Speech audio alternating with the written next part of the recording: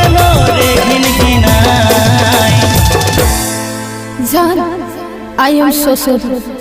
I am so sorry. I am so sorry.